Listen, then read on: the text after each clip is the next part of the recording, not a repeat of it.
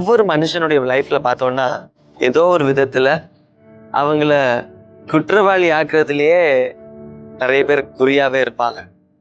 என்ன செஞ்சாலும் ஒரு தவறு. ஒரு வெள்ளை ஷர்ட் போட்டிருக்கோம்னா அந்த வெள்ளை ஷர்ட்ல ஒரு சின்ன டாட் ஒரு அழுக்கு இருந்ததுன்னா போதும், எல்லாருடைய கண்ணும் அந்த அழுக்க தான் பார்க்கும்.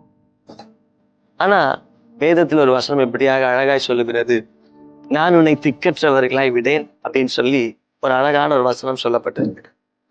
எனக்கு இது நான் இங்க வரும்பொழுது ஒரு விஷயத்த பார்த்த போதுதான் எனக்கு இது உடனே எனக்கு சொல்லணும்னு தோணுச்சு பாருங்க.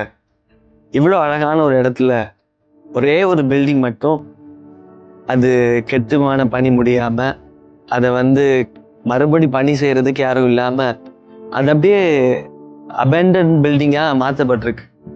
அந்த சுச்சுவேஷன்ல தான் நான் யோசிச்சேன், எப்பவுமே ஒரு மனுஷன் எந்த முழுமையான பரிபூரணங்கள் 1000 இருந்தாலும் ஒரு குறைவை பற்றி பேசுவதற்கு தான் இந்த உலகமும் மனுஷர்களும் எல்லாமே இருப்பாங்க.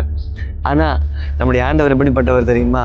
நம்முடைய குற்றத்தை ஒரு நாளும் அவர் மனுஷனுக்கு முன்பதாகவோ மற்றவர்களுக்கு முன்பதாகவோ காண்பித்து நம்மளை அசிங்கப்படுத்தணும்னு அவர் நினைக்கிறவர் கிடையாது. அதற்கு மாறாக அதை மன்னித்து மறுபடியும் உங்களை உங்கள் மகிமைக்கு நேராய் திரும்பத்தக்கவர்களாய் நிச்சயமாய் கர்த்தர் உங்களை மாற்றுவார். எனவே சந்தோஷமா இருங்க, எதை பத்தியும் கவலைப்படாதீங்க, தைரியமா இருங்க. கர்த்தர் உங்களுக்காக நின்று உங்க வாழ்க்கையை அவர் ஆசீர்வதிப்பார். God bless you.